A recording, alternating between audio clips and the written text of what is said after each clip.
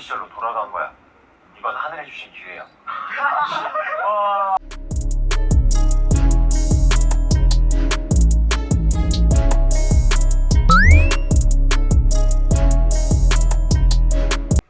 Hello and welcome back to Actually Let's Talk About It with me, your host Lily, and today I will be reacting to The Good Bad Mother episode 7. So a lot has happened in the last 6 episodes, like a lot. But we did find out in last episode that Kang-Ho's mother she's sick, y'all. She has stage 4 stomach cancer, and she just thought it was indigestion the whole time, and she's going through the stages of finding out news like that while also having to care for her adult son who was just in an accident and is suffering from a brain injury and the retrograde amnesia that came from it.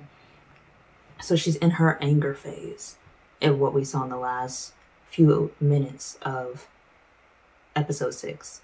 And I even said in the reaction to episode 6 that this could possibly cause her to lash out or to try to harm, I'm hoping not harm, Kang-Ho or herself in some type of a way, because she just doesn't know how to cope with the fact that she might not be able to be alive to raise him again, because he's 7 mentally right now, and if he doesn't get better, if his memories don't come back and he just has to start all over because of brain injury, then he still has like 11 more years until he'll have the mind of an 18-year-old.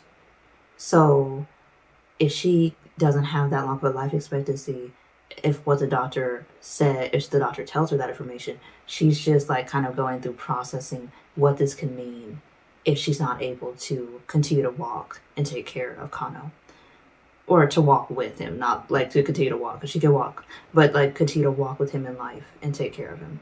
So that's really what the recap will be for episode 6. And then also the fact that Mi-Joo did tell Kang-Ho to his face to stay away from her and her kids.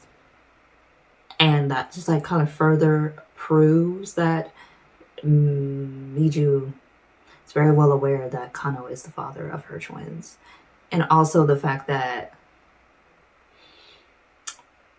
our young buckaroo, okay, he was even saying that it was like when they were all sitting, all of the 4 of them, so it was Mi-Joo, it was Kang-Ho, and it was the twins, when they were all sitting together, he said, it's like a family. He's like, Dad, pointing to Kang-Ho, and then his mom is Mi-Joo, and then they the kids. I was like, he's spot on. I'm like, it's giving that these are his kids, because obviously 7 years ago, or 8 years ago, 7 or 8 years ago, they broke up. And they was living together. And he went on his revenge mission. And the kids are conveniently 7 to 8 years old. And then I have to account for the fact that it might be Korean age, is saying that they're 7, but international age, they might be 5 or 6. So there's that too. Okay, because I was like, the math ain't quite math, because if they broke up and she was pregnant, how they 7, and it was exactly 7 years ago, but Korean age, y'all. So they could actually be 5 years old, 5.5, or actually 6, depending on how, because I hear they changed the Korean age, and I'm not really sure how to do that calculation, because it depends on what time of the year you're born, is how you add a year or it's like a complicated system unless you like are from Korea, and I'm not really good at that system. Like I tried it and I just don't get it. You know, but their Korean age might be different, because I do know they have like just Google, they have Korean age calculator, and you could do that and it's simple, but I don't really understand how the math is done there, because it's definitely about the lunar like calendar, but I don't get it. Like, it's not complicated, I just need to look at it more probably again. But yeah, but those are definitely Kang-Ho's kids. That's like, I'm like, they are literally him and Mi-Joo's clones, and literally boy and girl form. I'm like, what are the odds? Because they're so Kang-Ho and Mi-Joo coded, but if they came together, it's just crazy. I'm like, they both have similarities with them. And the fact that the twins don't like carrots, just like he doesn't like carrots, I'm like, But yes, Well, enough with my ramblings and the recap and the intro. We're going to get straight into the reaction, but first we're going to do our Patron shout out. So the Patron shout out does once again go out to Keisha L. Thank you so much for your support. It is very much appreciated. And also, if you are watching this video on YouTube, do not forget to subscribe to the channel because we are on the road to 1,000 subscribers, and every day we get a whole heck of a lot closer to that goal. And also, do not forget to give this video a good thumbs up because the thumbs up helps with the algorithm. It helps the video get out to more people. And also, do not forget to comment down below your thoughts if you would like to leave a comment. And yes, without further ado, we're going to get straight into episode 7 just to see what the tea is here. What is she going to do? That's what I really want to know.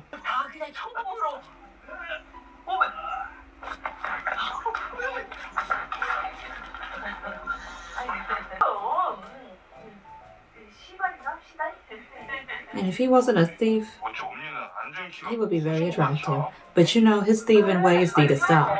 You still owe your mom money.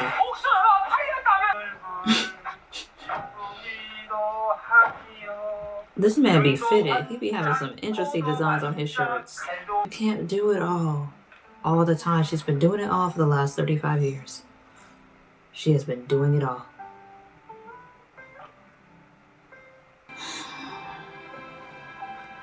It's not something you want to have to plan early. You want to be able to plan that like going closer to the end of your life in your 80s or 90s, not when you're still in your 50s. Because I think her character's only in her 50s because she had him in her 20s.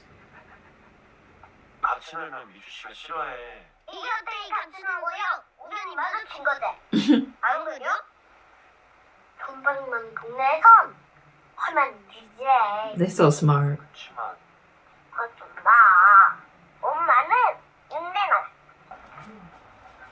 It's not Tiger. It's just another dog that looks like him.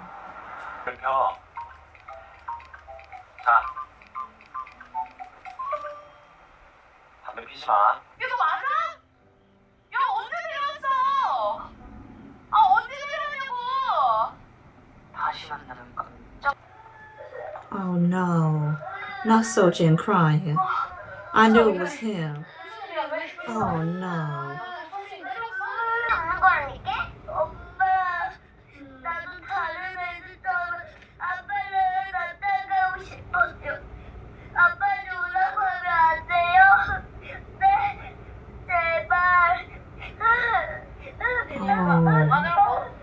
He all upset too. That's not even fair. Okay, so there's a goat that's dead there. And the other ones are moving away from it. Oh no. It's coming to them. That contagion with the animals is coming to their farms in the countryside. Oh no.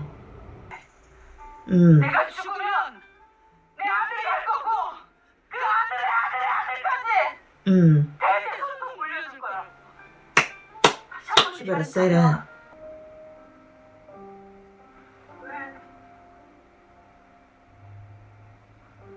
Oh wow. Damn, she really just keeps losing things.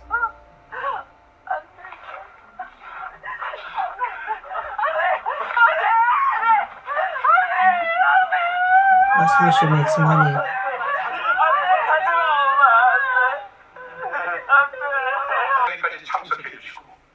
What is you?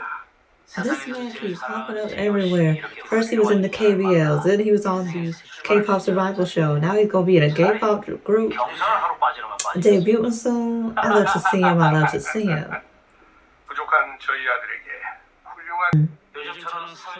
But you are ethical as hell, so you ain't never gonna get there. But you know, worst men have become president, unfortunately.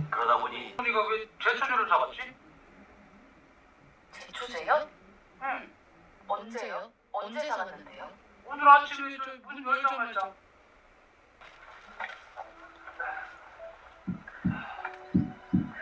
Oh no. She gonna try to get both of them with the herbicide. She gonna try to unalive both of them with the herbicide. She's not in her right mind. She is grieving over the pigs, over her diagnosis. She's not in her right mind. Somebody need to stop her. Because he don't even know what's going on. in the last episode too. But y'all, usually in cases like this where unfortunate things are happening in a specific bloodline, or people associated with a specific bloodline, is what we as Black people would call a generational curse. And with things like that, you have to have somebody who's spiritually in tuned, like a shaman or a priestess or a priest of some form or way that's gifted in spirituality, to undo the curse that's been done. Because at this point, it's definitely a curse. Like there's just no way that all this craziness is happening. There's some bad spiritual energy going on that's trying to latch itself to the people around her, because it can't touch her per se, but it's giving the people that she loves tragic endings for some weird reason. So that's what we would call a generational curse as Black people. I'm not sure what they would call it in Korea. They might call it bad luck or something like that, bad karma, something. But yeah, usually people would, after events like that, they would consult with like a shaman or something to figure out what's going on. But the fact that they couldn't tell that, because she does have a shaman friend in the village, but he couldn't tell that, yeah, it's giving generational curse here. But I am hoping that she breaks the ties and the cycle of it, and that it stopped at her husband. It will stop at her husband. Because this is just, y'all, this is just, yeah, it's craziness. She's gonna take it from you, and you can't have it back. 이거 저희 조심히 잘 다녀올게요. 그래. She said the famous thing.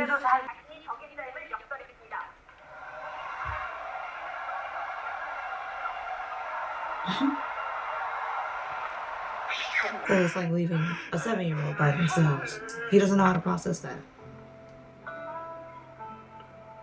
Girl, don't do it.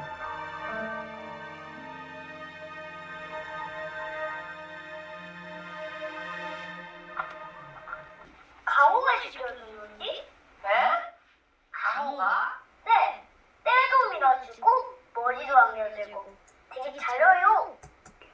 Oh, so Kang-Ho, his actual biological dad, without even realizing it, he got to go with his dad to the men's bath, and his dad also helped him wash himself and wash his hair. This is just precious amidst all the sadness that is going on right now in this episode. Oh. It's prompting him to have to look. Oh.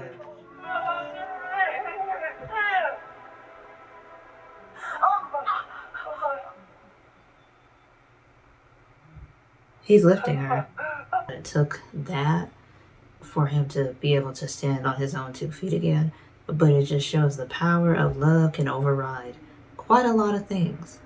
Because the fact that even through rehabilitation, he still was only able to move just the upper portion of his body. But because he saw his mother in danger, he didn't even think about it. It was subconscious. He automatically moved because he knew it had to be done for her not to die from doing what she was doing. So, y'all, this episode was heavy. Like, this episode was not lighthearted. None of the episodes really have been. Like, there's been brevity, but then it goes right back into the deepness of the story. So I'm not sure what the heck is going to happen in The Good Bad Mother episode 8, but I am looking forward to it. I'll say that. Definitely, for sure. But yeah, that is my reaction to The Good Bad Mother. I don't really got much to say about this episode other than this episode touched on a lot of emotions that come with the diagnosis of cancer, especially stage 4 cancer. And it touches on the need for community, because it's the fact that Mi-Joo is the only one who recognized the sign. and took the herbicide away from her. It's the fact that Kang-Ho knew instinctively that something was just not right, that he had to leave that rehabilitation center and find his mom. And I think as communities, what this is showing, and I'm glad that South Korean writers are showing this, is that you have to be more community-centered. Especially because in South Korea, it is community-centered. It's not so much as being about you and self-centered, like in Western culture, where you just have to think about you and that's it. You have to think about the whole community. And I think in that regard, in terms of us as people, we have to check in on people. Especially when you know that they've been going through loss after loss. Like life has keep giving them L's after L's after L's, and they haven't had a win recently. You need to check on them because their mental state, their emotional state, their physical state could be not good. And there's nobody to check on them. And you need to check on your people. Even if you're not related to them, even if you don't know them, you just say hi and bye. Check on those people. Check on the people with the biggest smiles. Check on the people who, let's say they had an economic thing where they lost their job. Check on those people and make sure that they're okay. Especially because like the rates that unfortunately unaliving are in South Korea of people, even in this year, how many stories of celebrities have come out that are struggling with similar thoughts and feelings and emotions. We got to make sure we check on people. Because even when we check on people, things can happen. So how much more so when you're not? So, that's really what the message I was getting this episode, and just how it could seem like little things, or it could seem like big things. And you just have to check on people and make sure that they're okay. Make sure that they know you're there for them. Make sure that they know that they're valued and things like that. Because that's the best we can do. I'm not saying that that'll necessarily make somebody change their mind, but at least it'll make them think twice. And that's really all you need.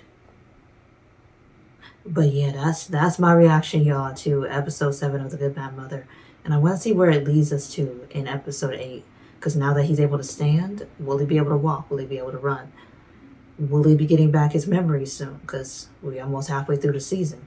So I'm looking forward to that in episode 8. But yeah, if you have stayed until the end of this video and you're watching this video on YouTube, do not forget to subscribe to the channel because we are on the road to 1,000 subscribers. And every day we do get a bit closer. And if you are also on YouTube, do not forget to like this video if you have made it all the way to the end, because liking it helps boost the algorithm on YouTube, and that helps more people see the video. And then also don't forget to comment your thoughts on the video or comment what you thought about the episode. And that's pretty much it for for the YouTubers and the YouTube subscribers and the YouTube individuals and the people that's watching on YouTube. And then if you're watching this on Patreon, thank you so much for being a patron. Your support is very much appreciated, and I want to thank y'all again so much. And then I will be back with another video relatively soon. But until then, I'll see y'all in the next video. Bye.